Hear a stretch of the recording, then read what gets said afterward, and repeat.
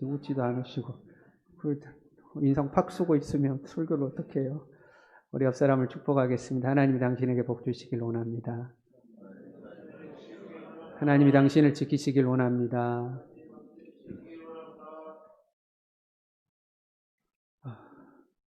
올 한 해도 이렇게 이제 마무리되어 가는 것 같습니다. 다음 주 지나고 나면 2021년도를 맞이하게 됩니다. 여러분 어떻습니까? 올 한 해 시작하면서 각자 스스로 했던 다짐들을 다 지켜내셨습니까? 우리는 매년 새롭게 다짐하지만 그것들을 다 지켜내지 못할 때가 많습니다. 보세요. 매년 시작하면서 다짐하죠. 이 다짐을 다른 말로 하면 약속이라고 할 수가 있습니다. 내 자신에게 하는 약속이죠. 나는 올해 이렇게 살겠다. 나는 올해 이것들을 꼭 해낼 것이다 하고 자기 자신에게 약속합니다. 보통 우리는 과거를 회상하기보다 미래를 계획하기를 더 좋아합니다. 그렇잖아요. 지나온 일은 잠깐 생각하는 거고 내일은 어떻게 살지? 1년 뒤에 어떻게 살지? 우리 애가 초등학교 들어가면 어떡하지? 대학 들어갈 때는 어떡하지? 미래를 우리는 계획하고 삽니다. 그러다 보니까 우리는 미래에 대해서 나는 내일은 이렇게 하겠다. 모레는 이렇게 하겠다. 1년 뒤에는 이렇게 하겠다. 우리 애가 초등학교 들어가면 이렇게 하겠다 하고 미래에 대해서 계획을 세우고 다짐을 하죠. 그 또한 우리 스스로에게 하는 약속이죠. 우리는 알게 모르게 약속을 많이 하고 삽니다. 내 자신에게 하는 다짐이든지 다른 사람에게 내가 올해는 너에게 이걸 해줄게. 내가 이번에는 너에게 이걸 해줄게 하고 약속을 많이 하고 삽니다. 이 약속이라는 것은요, 두 가지로 나눌 수가 있습니다. 먼저 일방적인 약속이 있습니다. 가령 어떤 사람이 이번에 이런저런 일이 있어서 너무 힘든데 이게 필요한데 하고 어려운 이야기를 해요. 그럼 그 이야기를 듣다가 집사님 내가 그거 해줄게요 하고 상대방의 조건과 상관없이 내가 그거 해줄게요 하는 거죠. 그 일방적인 약속이죠. 아이들이 생일이 다가옵니다. 네 생일 때 내가 이거 해줄게. 일방적인 약속이죠. 그런가 하면 조건이 있는 약속이 있습니다. 네가 이것을 하면 내가 너에게 이걸 해줄게. 보통 부모님들이 자녀들에게 많이 하죠. 이번에 시험 잘 보면 내가 핸드폰 바꿔줄게. 이번에 시험 잘 보면 컴퓨터 새로 사줄게. 조건을 걸어놓은 약속이 있습니다. 이런 약속을 우리는 계약이라고 그럽니다. 계약이라고 그러죠. 하나님과 우리의 관계는 많은 부분에서 계약 관계입니다. 나는 너희의 하나님이 되고 너희는 내 백성이 될 것이다. 이스라엘과 하나님 사이에 있었던 약속이죠. 그러나 그 안에는 조건이 있습니다. 너희가 내 말을 듣고 지켜 행하며 거룩한 백성으로 살아간다면 나는 너희 하나님이 되고 너희는 내 백성이 된다고 조건이 들어있습니다. 우리는 오늘 죽어도 천국에 가는 줄로 믿습니다. 우리는 멸망하지 않고 영생을 이미 얻은 줄로 믿습니다. 그러나 거기에도 조건이 있죠. 어떤 조건이요? 예수 그리스도를 구주로 믿으면 예수 그리스도를 구주로 믿으면 영생을 얻는다 하고 약속되어 있습니다. 우리가 나가도 복을 받고 들어와도 복을 받고 하는 일마다 복을 받는 것도 약속이죠. 그러나 그것도 조건이 있습니다. 말씀을 지켜 행하며 오늘날 내가 내게 이르는 모든 말씀을 듣고 그 말씀을 지켜 행하며 나가도 복을 받고 들어와도 복을 받는다고 조건이 있죠. 그러니까 하나님과 우리 사이는 많은 부분이 계약 관계입니다. 하나님과 우리 사이는 계약이 맺어져 있는 거죠. 이 약속이라는 것은 계약이라는 것은 반드시 지켜져야 합니다. 만약에 약속을 하고 지키지 않으면 신용을 잃죠. 저 사람은 못 믿어. 저 말로만 저러고 절대 안 지켜 하고 신용을 잃게 됩니다. 더 나아가서는 손실을 보는 경우도 있습니다. 그래서 사람도 마찬가지고 어떤 기관도 마찬가지고 약속한 것은 특별히 계약한 것은 반드시 지키려고 노력을 합니다. 하나님도 마찬가지죠. 하나님은 그 약속하신 바를 반드시 지키시는 하나님인 줄로 믿습니다.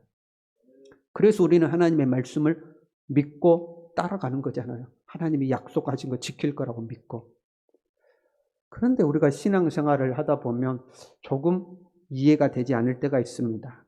하나님의 약속이 잘 안 지켜지는 것 같을 때가 있어요. 하나님 말씀대로 살았습니다. 부지런히 신앙생활하며 살았습니다. 경건에 힘쓰며 살았습니다. 그런데 기대했던 축복이 안 오는 거죠.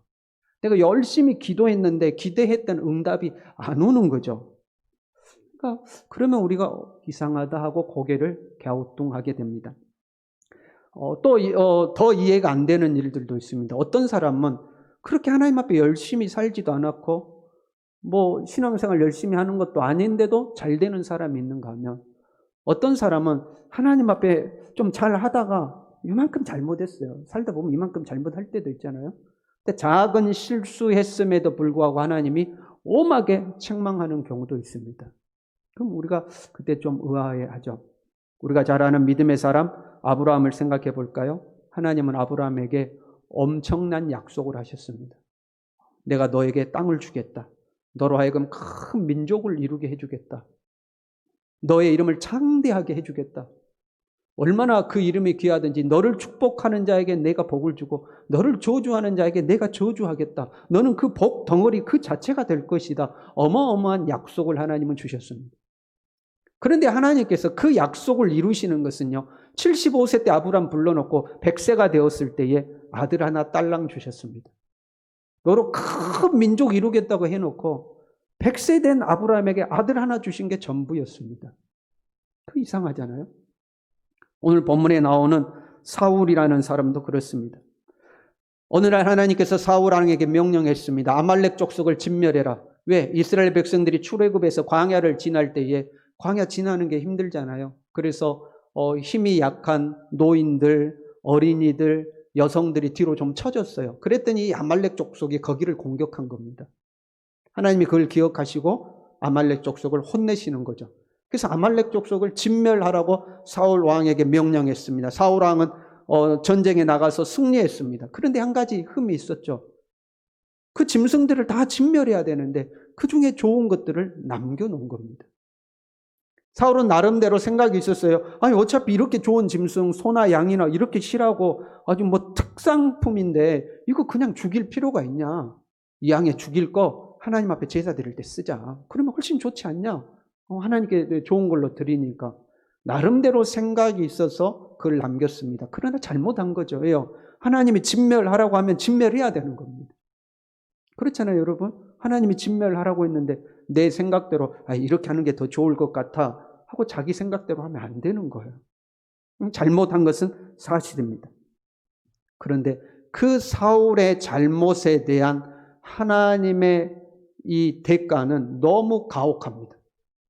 네가 여호와의 명령을 버렸기 때문에 나도 너를 버려서 왕이 되지 못하게 하겠다. 다른 것도 아니고 야, 너 열흘 동안 너 금식이야. 뭐 아니면 너 재산상 손실이 올 거야. 이런 게 아니고 네 왕의 자리 자체를 박탈하겠다는 너무나도 가혹한 하나님의 심판이 있었습니다. 왜 하나님은 축복할 때도 그렇고 우리를 벌하실 때도 때로는 우리가 이해하기 힘든 일들이 있는가? 하나님의 이러한 성품을 이해하기 위해서는 우리가 약속이라는 것을 잘 이해할 필요가 있습니다. 여러분 다 집 사보셨죠? 집 한 번쯤은 사보셨습니까? 저는 아직 집을 못 사봤습니다. 집을 사기로 여러분 약속을 했다가 해봐요. 그걸 우리가 계약이라고 그러죠. 이 집을 사기로 계약을 하고 이 집 참 마음에 드네요. 이 집 얼마입니까? 예, 몇 천만 원입니다. 그럼 내가 이 집을 사겠습니다 하고 계약을 하고 계약서를 쓰죠. 계약서를 쓰고 이 사람에게 우리가 계약금을 줍니다. 자, 계약서 쓰고 계약금을 주고 나면 이 집은 제 것입니까? 아닙니까? 어떻게 되죠? 비록 계약서를 쓰고 계약금을 줬을지라도 이 집은 아직 저의 소유가 아닙니다. 이 집이 완전히 저의 소유로 되려면 중도금과 잔금을 치러야만 합니다. 그러니까 계약금 줬다고 해서 그 집이 내 것이 된 것은 아니죠. 중도금과 잔금을 치르지 못하면 그 계약은 무효가 되는 겁니다. 우리가 신앙을 생활하면서요, 하나님의 은혜가 찾아와서 그러든지 아니면 내 삶이 절박해서 그러든지 하나님의 약속의 말씀을 붙들 때가 있습니다. 하나님 내가 이 말씀대로 살겠습니다. 이 말씀대로 살 테니까 하나님 나를 축복해 주십시오. 경건생활에 열심을 냅니다. 신앙생활에도 열심을 냅니다. 하나님 내가 앞으로 더 잘할게요. 나에게 축복해 주세요 하고 하나님 말씀 붙들고 살아갑니다. 그때는요 그냥 가슴이 뜨거워가지고 하나님이 금방이라도 우리를 축복하실 것처럼 그렇게 합니다. 그런데 내 생각과 다를 때가 많죠. 기다려도 하나님의 응답은 찾아오지 않습니다. 그렇게 기대했던 하나님의 축복도 찾아오지 않습니다. 그리고 삶은 갈수록 힘들고 어려워집니다. 그러면 우리는 하나님을 의심하기 시작하죠. 정말 하나님 살아계셔? 하나님 기도하면 응답해 주신다더니 내 기도 듣고나 계시는 거야? 응답을 해주시긴 해주시는 거야? 하나님에 대해서 의심이 찾아옵니다. 그리고 불평이 생겨나죠. 에이, 신앙생활 열심히 해봐야 별것도 없네. 에이, 기도해봐야 별것도 없네. 뭐 부르짖으면 뭐 너는 내게 부르짖으라. 내가 네게 응답하겠다 하더니 목이 세대도 부르짖어도 별것도 없네. 하고 불평하기 시작합니다. 그러나 그때 여러분 우리는 우리 스스로에게 물어봐야 돼요. 중도금도 치르고 잔금도 치렀는가 하는 겁니다. 하나님의 약속의 말씀을 아멘하고 받아들이는 것은 계약을 맺는 것과 같습니다. 마치 아브라함을 부르실 때 아브라함이 믿고 따라간 것과 같은 겁니다. 그러나 그것이 완전히 내 것이 된 것은 아닙니다. 계약서 썼다고 그 집이 내 것이 아닌 것처럼 완전히 내 것이 된 것은 아닙니다. 그 말씀에 약속된 축복이 온전히 내 것이 되려면 잔금을 다 치러야지 내 것이 되는 겁니다. 어떻게 잔금을 치르는가? 어떻게 잔금을 계산하는가? 오늘 하나님께서 아브라함을 부르셨습니다. 아브라함아, 아브라함아, 예 하나님, 네 독자, 네가 사랑하는 네 아들을 모리아 땅에 있는 한 산에 가서 내게 번제로 바쳐라. 아니 75세 때 불러가지고 100살 때 되니까 아들 하나 주시더니 그 아들이 한 15, 16쯤 됐을 때쯤 되니까 그 아들 갖다 바치라는 거예요. 그럼에도 불구하고 아브라함은 주저하지 않고 하나님께 순종했습니다. 모레아에 있는 산으로 갔습니다. 사흘길인데 갔습니다. 아들을 데리고 산에 올라갔습니다. 아들을 묶고 번제단 위에 눕혀놓고 칼을 들어 그 아들을 잡으려는 순간 하늘에서 소리가 들립니다. 아브라함아, 아브라함아, 멈춰라. 네가 네 아들, 네 독자라도 아끼지 아니하였으니 이제야 네가 나를 경외하는 줄 알겠다. 여러분 보세요. 아브라함은 75세 때 부름받아가지고 115세 이때 이 나이가 될 때까지도 하나님을 변함없이 따르고 믿고 섬겼습니다. 그런데 하나님은 아브라함에게 뭐라고 하시냐면 이제야 네가 나를 경외하는 줄 알겠다. 이렇게 말씀하시는 거예요. 이제야 네가 나를 경외하는 줄 알겠다. 이 말씀은 지금까지 아브라함이 하나님을 믿는 것이 허투루 믿는지 진짜로 믿는지 하나님이 아리송하다 이런 의미가 아니에요. 이제야 네가 나를 경외하는 줄 알겠다 하는 것은 야 이제 너 잔금 다 치렀다 그러는 겁니다. 이제야 네 잔금 다 치렀다. 그리고 그 다음 말씀에 하나님이 75세 때 불렀던 그 축복의 말씀을 동일하게 반복하십니다. 야, 내가 너를 복주겠다. 네의 후손을 하늘의 별처럼 해변의 모래알처럼 많게 해주겠다. 천하 만민이 너로 말미암아 복을 받을 것이다 하고 다시 축복해야지. 그건 뭐냐면 이 복이 완전히 너 것이다 하고 넘겨주는 겁니다. 이제 완전히 명의 이전이 된 겁니다. 잔금 다 치른 거예요. 왜 사울은 반면에 버림받았는가? 하나님의 명령에 불순종했습니다. 하나님께서 사울을 버린 것은 다름 아닌 불순종 때문이었습니다. 우리가 잘 아는 말씀이잖아요. 순종이 제사보다 낫고 듣는 것이 순양의 기름보다 낫다. 사울은 불순종했기 때문에 하나님과의 계약이 깨진 겁니다. 아브라함은 자기의 아들까지도 바치는데 순종했어요. 그런데 사울은요, 자기 거 바치는 게 아니에요. 하나님이 승리하게 하신 전쟁, 그리고 그 전쟁 이후를 처리하는 문제에 있어서 불순종한 겁니다. 아브라함이 잔금 치렀다면 사울왕은 이게 중도금 정도밖에 안 되는 거예요. 그런데 그것도 순종하지 못하고 불순종한 거예요. 여러분, 제가 아파트를 하나 딱 계약을 했어요. 계약서 쓰고 계약금 줬어요. 계약금 준 다음 날부터 제가 그 아파트 가가지고 내 마음대로 아파트에서 먹고 놀고 친구들 부르고 친척들 부르고 그렇게 할 수 있습니까? 없습니까? 만약에 제가 그렇게 한다면 큰 문제가 되겠죠. 사울왕은 지금 자신이 가지고 있는 왕의 권세가 온전히 자기 거라고 착각하고 있는 거예요. 하나님하고 계약서 쓰고 계약금 준 것뿐인데 그것이 완전히 자기 거라고 생각하고 자기 마음대로 사용하려고 하는 거예요. 그래서 계약이 파기된 거예요. 우리 옆 사람과 한번 인사해 볼까요? 잔금은 치르셨습니까? 잔금을 치러야 되는 거예요. 어떻게 잔금 치러요? 순종함으로 잔금을 치르는 거예요. 믿음으로 계약을 맺고 순종으로 잔금 치르는 거예요. 하나님의 말씀을 믿음으로 붙들어 계약이 성사되는 거예요. 그 다음부터는 순종함으로 잔금을 치르는 겁니다. 우리가 신앙생활하면서 하나님의 말씀이 들려와야 돼요. 하나님의 말씀이 들리는 게 은혜입니다. 혼자 말씀을 묵상하다가 그 말씀이 내게 튀어나와서 이 말씀이구나. 이게 하나님이 나에게 하시는 말씀이구나. 이 말씀대로 살면 되겠구나 하는 그 말씀이 내게 와야 돼. 이렇게 함께 모여서 예배드리다가 말씀을 듣는 중에 그 말씀을 듣는 중에 내 가슴을 두드리는 말씀이 있어야 돼. 그게 나를 책망하는 말씀이든 나를 축복하던 말씀이든 말씀이 내게 딱 들려와야 돼. 내 가슴을 두드려야 돼. 그게 은혜예요. 그리고 그 말씀이 그렇게 들려오면 그냥 예배 끝나면 나가면서 오늘 말씀 참 좋았어. 은혜되대. 오늘 말씀은 좀 어려웠어. 이해하기 힘들었어. 오늘 말씀은 재밌었어. 오늘 말씀은 너무 지루했어. 이렇게 끝나는 게 아니고 그렇게 끝나면 아무 소용이 없어요. 말씀이 들려올 때 아멘 하고 그 말씀을 내걸로 딱 붙잡아야 되는 거예요. 말씀을 묵상하다가 어떤 말씀이 튀어나오면 그 말씀을 아멘 하고 붙들어야 돼요. 그러면 하나님과 계약이 딱 맺어지는, 그 말씀과 계약이 맺어진 거예요. 그 다음부터가 이제 중요한 거죠. 그 다음부터는 그 말씀대로 순종하고 살아야 돼요. 그래야 그 붙잡았던 말씀이 내 삶 가운데 이루어지는 거예요. 그 말씀을 붙들고 살아야 돼요. 그래야 그 말씀에 약속된 복과 은혜가 내게 찾아오는 거예요. 어디까지 가야 돼요? 어느 때까지? 순종하기 힘든 때가 와요, 우리에게. 그때까지 가서 순종해야 돼요. 아브라함처럼. 예수님도 마찬가지죠. 예수님은 이 땅에 사람의 몸을 입고 오셨어요. 하나님의 본체이신 분이 사람의 몸을 입고 이 땅에 오신다, 이것 자체도 힘든 겁니다. 그런데 예수님은 한 고비가 더 남아있죠. 뭐가요? 십자가가 눈앞에 있어요. 십자가를 앞에 두고 예수님은 겟세마네에 올라가서 땀방울이 핏방울이 되도록 하나님 앞에 부르짖으셨어요. 하나님, 할 수만 있으면 이 잔을 내게서 옮겨주십시오. 순종하기가 그만큼 힘든 일이요. 하나님, 할 수만 있으면 이 잔을 내게서 옮겨주십시오. 그러나 주님은 마지막 순간에 하나님 앞에 순종함으로 십자가를 넘어서죠.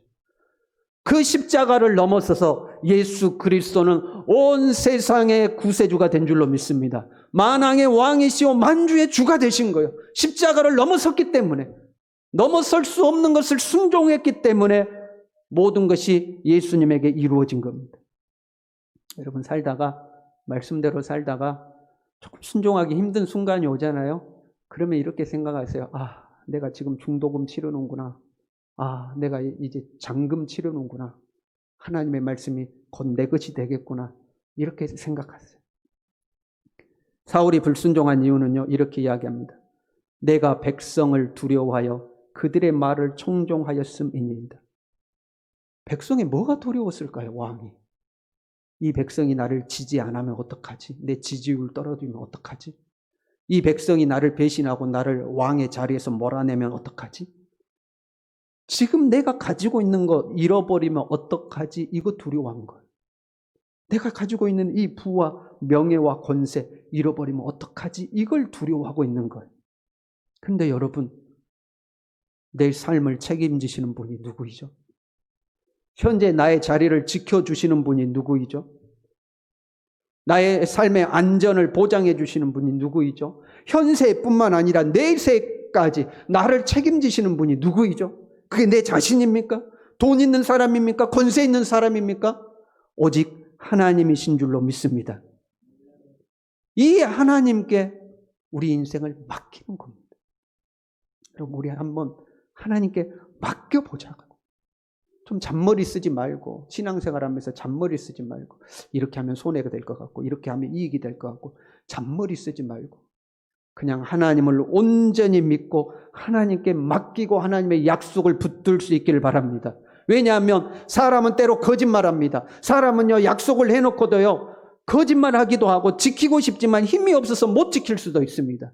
그러나 우리가 믿는 하나님은요, 이스라엘의 지존자는 거짓이나 변개함이 없으시니 그는 사람이 아니심으로 결코 변개하지 않으심이니이다. 하나님은 그 약속하신 바를 반드시 지키시는 분인 줄로 믿습니다. 이 하나님의 약속의 말씀을 붙들고 순종함으로 살아가는 우리 모두 될 수 있기를 바랍니다. 우리 함께 찬양할까요?